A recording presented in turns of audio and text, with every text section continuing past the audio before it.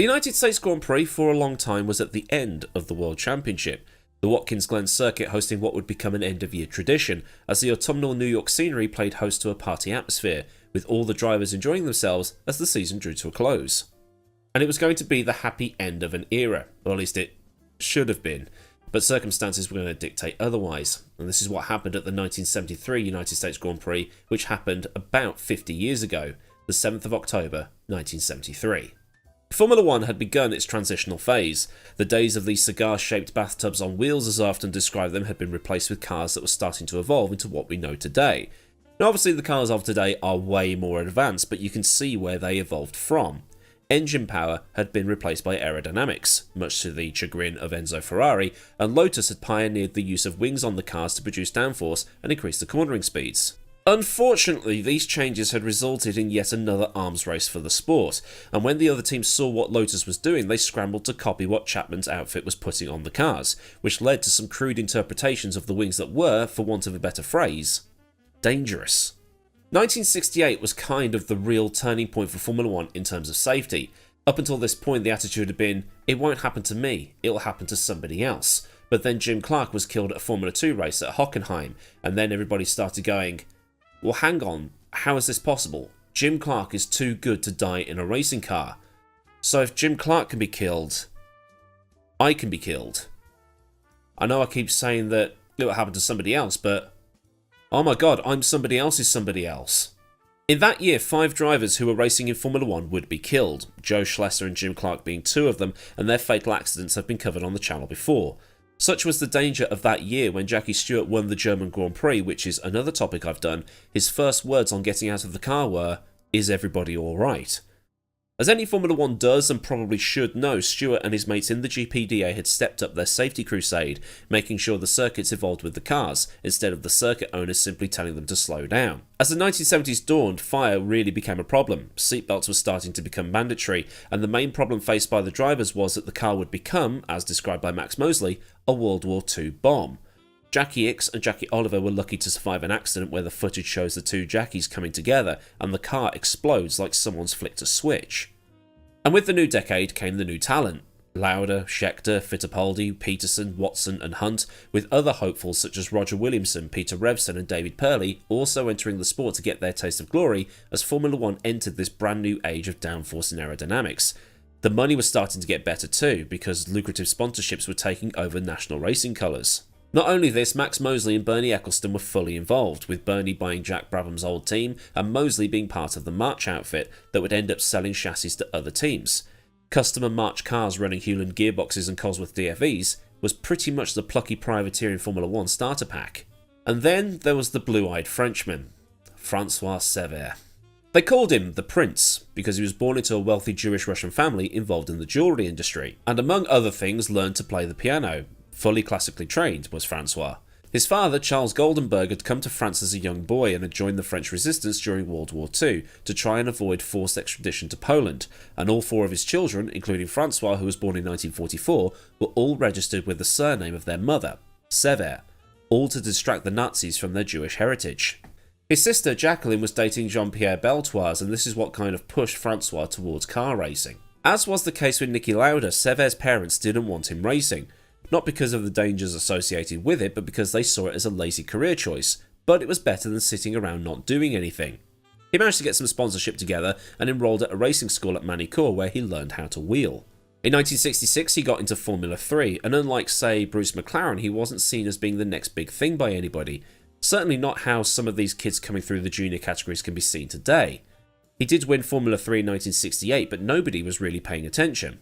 That is, except for Jackie Stewart. Stewart was to Cevert what Brabham had been to McLaren. Stewart had seen Cevert racing at the Winfield Racing School in France, which has seen many a driver come through over the years, such as Jason Plato and Damon Hill, to name quite literally 2, and he'd remembered the name. And Jackie had to, because Stewart is severely dyslexic, so it gives you way more respect for the guy since he's managed to do everything he has in life despite not being able to properly write his own name. When Ken Tyrrell stopped buying Matra chassis and started building his own cars, Johnny Servoz Gavin was on the way out of the team after just 3 races in 1970, and Jackie suggested that Ken sign Francois. A French driver also meant that the sponsorship from Elf was likely to stay on board. Jackie and Francois developed this kind of Anakin Skywalker and Obi-Wan Kenobi type of relationship, the apprentice and the master. But unlike Anakin Skywalker, Francois was actually willing to learn and wasn't overconfident in his own abilities. And team policy at the time was that Jackie would give Francois everything. The lines to get through the corners, gear ratios, setups, the works, so that Francois could be coached into being the best driver he could be. And because Francois was willing to learn, the dividends were paid almost immediately. Okay, Francois was off Stewart's pace at the start, but by the end of the season he'd closed the gap, with both drivers using a custom Mart chassis until Ken's first car, the 001, came in time for the Canadian Grand Prix. He would get his first ever World Championship points at Monza that year. Into 1971, Stewart would dominate the season, with Cevert finishing on the podium 3 times. Cevert seemed to have the bad luck with the retirements, having 4 to Jackie's 2, and was only able to take the 1 victory at the season concluding US Grand Prix. Jackie, by comparison, won 6 races, which at the time might have been one of the most dominant seasons on record. Cevert's win at the Glen did have a slight element of luck behind it. He'd started 5th on the grid and took the lead from Stewart as Stewart was absolutely baking his Firestone tyres, and Cevert would start to suffer from the same problems Jackie had around half distance. This allowed Ix to close the gap from behind, and Ix going fastest of anybody on lap 43, bringing the gap down to about 2 seconds. But on lap 49, the Ferrari's alternator fell off the car, punching a hole in the gearbox and spraying oil all over the track. Ix was out, and Denny Hulme went off after hitting that oil slick. On the next lap, Cevert hit the oil slick and went off the road too, but compared to Hulme, he only glanced off the barrier and managed to coast home to win.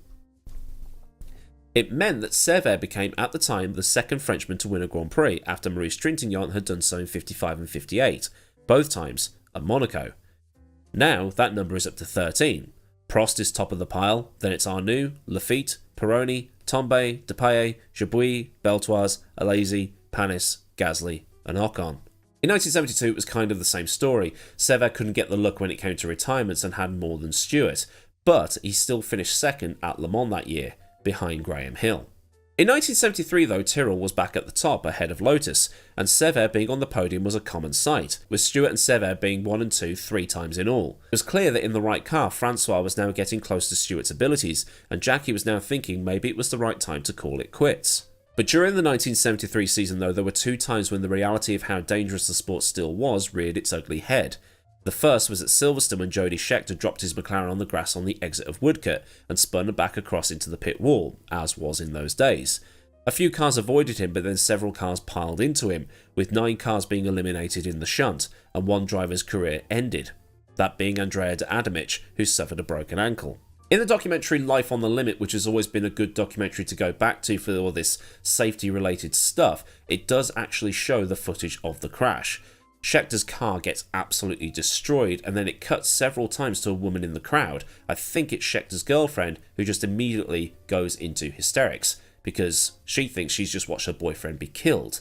Next to her is Betty Hill, Damon's mother and Graham's wife, who immediately comforts her, because the wives were as close as the drivers were back in these days. Also that year was the crash of Roger Williamson at Zandvoort, where David Purley stops to try and get him out, and it shows how ill-equipped the marshals were at that time. They had no fire-resistant overalls, they had fire extinguishers that barely worked, and then there's the footage of Purley trying to get the crash march back onto its wheels to get his friend out, while others stood around doing nothing. And then there's that chilling moment where he realises he can't do anything, and he just goes back to the car to have one last attempt.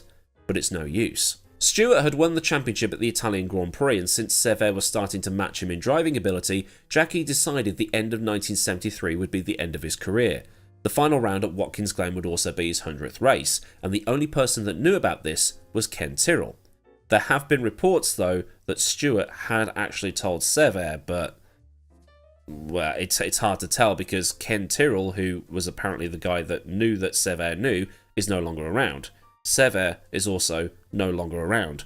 Jackie's the only one that's still here, so Jackie's the only one we can believe. Helen Stewart, Jackie's wife, didn't know about this either, and there was a discussion between Ken and Jackie that if they were 1-2 near the end of the Grand Prix, maybe Jackie would move over and do a passing of the torch type thing, but Jackie didn't think he'd be able to do it. It was his last race. Winning would be the perfect end. But neither Tyrrell would take part in the race, because during practice, Cevert was on a run to try and take pole position away from Peterson, because practice and qualifying were the same session back then. Basically what happened was Cevert had a massive crash at the S's, which is at the start of the lap. Cevert, as a few accounts tell, might have been a bit too ambitious in his quest to take pole from Peterson. He lost control of the car on the uphill, which shot it to the right hand side of the track, where it bounced off the Armco and went into the other side Armco at about a 90-degree angle, which lifted the barrier up as the car hit it. Scheckter was the first car on the scene, and he stopped and got out to see if Cevert was alright, and this was starting to become a very common thing because the drivers were the only ones who had got the equipment really to deal with cars that were hot or on fire. The marshals had only just got their flameproof overalls after the Williamson and Purley thing at Zandvoort that had happened earlier in the year. So Scheckter gets out of the car, he goes to the Tyrrell, and he goes into the cockpit and reaches into the cockpit to get hold of Severt's safety belt, and then just stopped. When he saw the marshals coming, he just looked at them and just said, "Don't bother," because Cevert had suffered quite the gruesome injury. I've been looking around to see what the exact injuries were, but it's either that he was decapitated by the barrier, or some reports say that he was cut in half, sort of between the neck and the hip. Either way, instant death. In the pits, there is footage of Colin Chapman sprinting towards Stewart's car as he comes back in, and he says, "Who is it?" A member of Lotus staff says, "It's Cevert, and it's bad." Colin then starts to turn and walk away from Stewart's car when he sees Jackie's body language, and then he heads back to his own garage with a shake of the head and a simple, "Cevert. Bloody hell." Stewart, meanwhile, was the last person to get to the scene, and he didn't do anything because, in his own words, he was so obviously dead. He probably had flashbacks to Jochen Rindt just 3 years before. When practice resumed after recovering Severt's car, Stewart went out to see what had actually happened. He was taking the S's in 4th gear, which meant that the DFV in the back of his Tyrrell had a little less response, but was more stable. Cevert was taking it in 3rd, which meant that he had all the torque on tap he needed to get the speeds up down the back straight and towards the boot section. Stewart wasn't doing that because he found the car to be a little bit jumpy on the bumps through that sector, and it kept the Tyrrell under control, even if it lost him a bit of time. But then, Stewart lost it a little bit on one of the bumps in the S's, in 5th. There is actually footage from earlier in that day of Stewart and Cevert kind of having a light-hearted conversation about how best to take the S's. Cevert saying he's taking it in this gear, Stewart saying, no, do it in this gear because more stable and all of that stuff. Just a year later, Helmut Koenig would have an accident very similar to Severt's at turn 7, and you'd also think that if Romain Grosjean hadn't had the halo, he probably could have suffered similar injuries at Bahrain a few years back, which is quite scary to think. Jackie and Tyrrell retired there and then and didn't take part in the race, which handed the title to Lotus for that season. But it wasn't just Jackie that was in complete disarray over it. Fittipaldi considered retiring from the sport for months afterwards. Ickx came back into the pits in tears, and Scheckter considers himself lucky that he's forgotten the image of Severt's body in the car. Stewart had initially thought the blue car was Chris Amon's, but when he got back to the pits, he saw Amon walking towards him, and then realised it was Francois.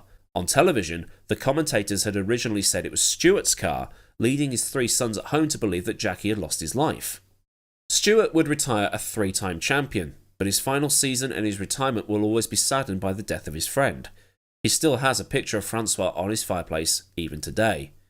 To this day, I wish that I'd stayed longer with him, but he was dead. It was a horrendous accident, far beyond anything I think I've ever seen in a Formula 1 race.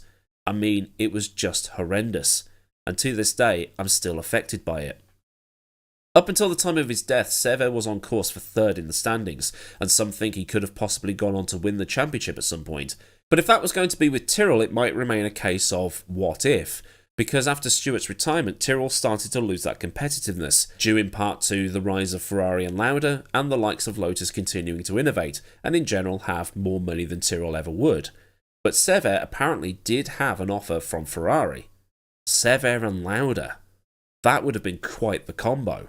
GrandPrix247.com did a very good article on Cevert for what would have been his 79th birthday back in February, which means that his 80th birthday is just around the corner. And it's also been very good source material for this video, so I'll leave a link to it in the description so you can read it all at your leisure. It's like a lot of the very detailed facts came from that article, so better to leave your source material in the description, isn't it?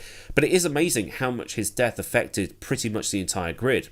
Drivers thinking of quitting on the spot, and just how the fact that he was supposed to become champion, and a lot of people do think he was going to become the champion, and he was 29 when he died, so he still had 5 or 6 years to do it, at a time when Formula 1 was just incredibly dangerous. So with that, I'll leave you with this quote from Cevert.